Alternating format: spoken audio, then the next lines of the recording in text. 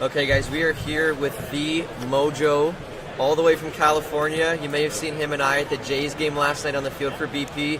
Absolutely crazy day.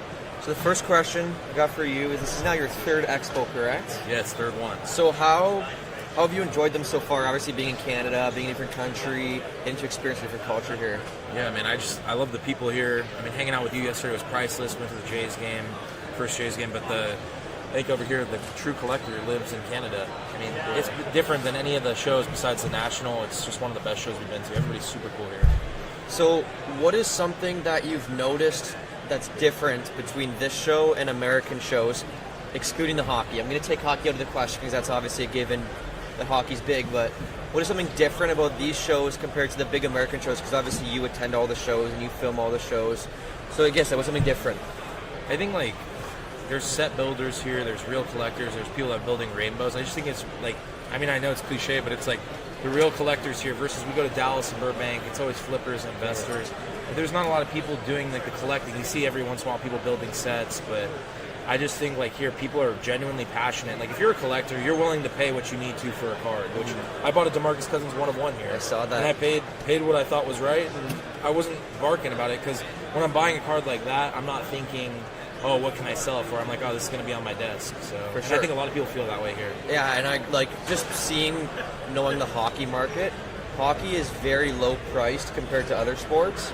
You can get the autos and the patches for a very affordable price compared to basketball and football. So I think that's too what drives a lot of the collectors here. And hockey cards are like everything.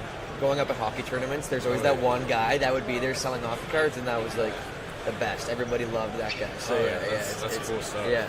So the hobby has changed so much over the past couple of years, obviously with the COVID boom and all that stuff. How do you compare your time in the hobby from when you were younger through the boom to now?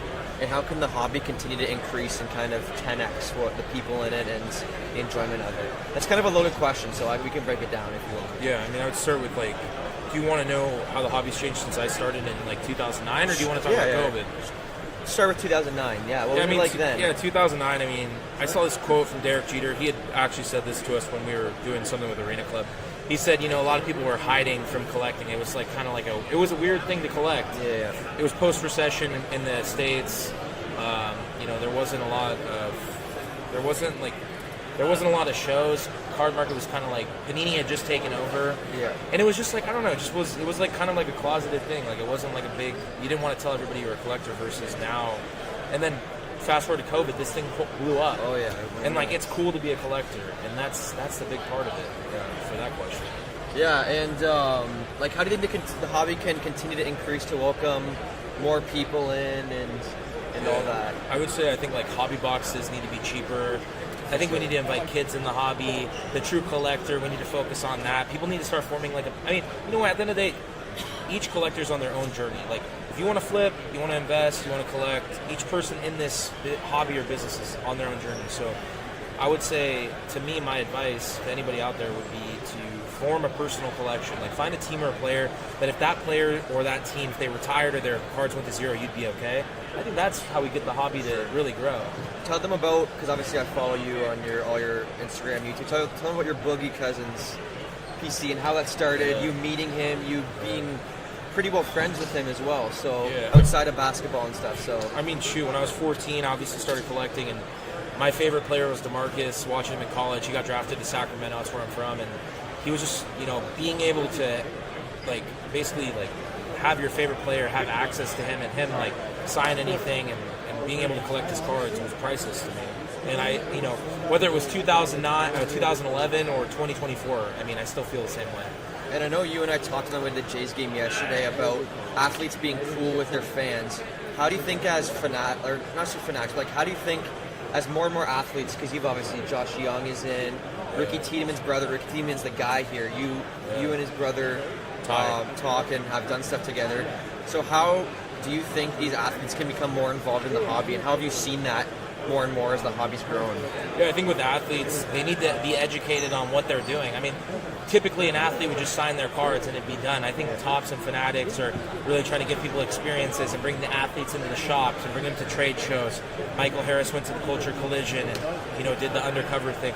I think that's amazing. I think that's how you market the hobby, because I think, obviously when you pick up a card of a player, it makes you feel closer to him. But man, when you can hang out or meet a player that is actually interested in this, like I PC guys that are interested in the hobby that are playing professional sports. Like that's a thing for me. I like that a lot. I think it's cool that they take an actual interest instead of just signing 10,000 stickers or cards. For sure. And another big thing too, I'll tell you this story. So I used to work at a card shop, and a guy came in, and he owns a really big Greek restaurant in Toronto where a lot of the hockey players come and shop. Yeah. So one of the guys who he knows is Mason McTavish. Okay. Or, sorry, he knows the Strome brothers who are in the NHL, and Mason McTavish is a young star for the Anaheim Ducks. So they opened up a box of SP Authentic, and Mason McTavish was the redemption for his auto. And I kid you not, the Strome brother called Mason McTavish on FaceTime. I was with this guy and said, "You better sign your cards." My buddy just put one of his cards, and sure enough, a week later, he signed the cards, and he even kept a few and inscribed them for the guy. So just that connection. That is cool. Especially for kids, too, getting to meet their athletes and have, getting to meet them with one thing, but having another thing in common, the enjoyment of cards, can just really keep kids in the hobby forever, I feel like. That's what it's all about, man. I think we all look up to the athletes, and at some level we got to balance it out. But I mean, it's just that's such a cool experience. Like that, you can't pay. It's priceless. Because I know Josh Donaldson collects all those guys. I think that's very cool. But getting into our last questions today, I want to ask you about your summer tour last year. Obviously, you documented that whole thing. You visited various shops and shows. What was it like to see all these places across the U.S. And how I know you've stopped in a lot of people that you know. I think Kentucky Roadshow was part of it, all those. So what was the hospitality like, and where did that kind of idea come from, and what did you enjoy about it? Yeah, I think for me the tour was, I knew I was we're traveling a lot, we're going to shows. I was I want to do something different, kind of lead up to the national. And everyone in the hobby is like, oh, I want to get an RV, I want to do this. And I finally was just I'm going to rent a car and do it. And I wanted to highlight card shops. I wanted people to see the value in local card shops and see the value in local card shows. Originally going to Dallas Card Show and one of these shows is great to market it, but the tour allowed us to elevate card shops and partner with them and see what those communities are like, and see collecting communities in the back, in the middle of America, and show people yo, this is what's happening here. It was a great experience. Show that the passion isn't just in certain places; it's all over. Everybody has a passion for it. The best shop we went to was in Effingham, Illinois. I would have never, ever, ever, ever flown to that place or gone there in my life. And I went there and I met this couple from Baseball Card Connection, and they live above the card shop. Really? And it's an unbelievable story. People have been flying in and out of there since we went. So. And were they the ones that sent you a gift as well when you? They sent me a blanket to my place in LA. Yeah, that's and pretty some cool. muffins. Yeah. So we really appreciate you coming out to this show. Obviously, you were the first big guy I think to come out to the show, and you helped bring in a lot more and grow the show because. For me, realizing that this show, a lot of people have this idea about this show that it's just a hockey show. And there is certainly a lot of hockey, but obviously I think you would agree with me that there is a lot of other sports as well.